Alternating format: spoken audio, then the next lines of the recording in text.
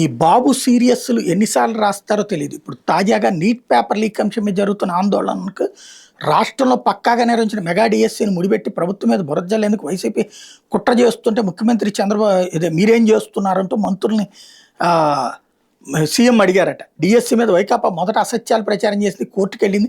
అక్కడ చుక్క ఎదురవడంతో ఇప్పుడు రాజ్యసభలో వాయిదా తీర్మానం పెట్టి రచ్చ చేయాలని చూస్తుంది. వివాదాలు సృష్టించి రాజకీయ పబ్బం గడుపుకోవడం గొడ్డల పార్టీకి అలవాటే అని ఆగ్రహం వ్యక్తం చేసేశారట. మొన్నటికి మొన్న ఆక్వా ఫీడ్ అంశంపైన ఇప్పుడు పొగాకు మీద రాజకీయం చేస్తూ ప్రభుత్వంపై బురద జల్లుతోంది. వైకాపా కుట్రను మంత్రులు ఛేదించలేకపోతున్నారు. ఏం చేయాలి నాకు అర్థం కాల. పొగాకు రైతులు వచ్చి జగన్ గెలిస్తే అసలు ఆడేవుడు గెలవడానికి అని చెప్పేసి జగన్ లోపలేసేయాలా, పొగాకు రైతులు లోపలేసేయాలి. కొన్ని సమస్య ఏమైనా పరిష్కారం అయిందా అంటే పరిష్కారం కాని సమస్యలు ఏదో పరిష్కారం అయిపోయినట్టు చంద్రబాబు గారు అన్నారు. ఇంకేముంది, సీరియస్ అయిపోయారు. దీంట్లో మంత్రులు ఫెయిల్ అయ్యారు. ఎవరిని మోసం చేయడానికి ఇది? ఆ సమస్య పరిష్కారం అయితే రైతులు అక్కడికి ఎందుకు వెళ్తారు?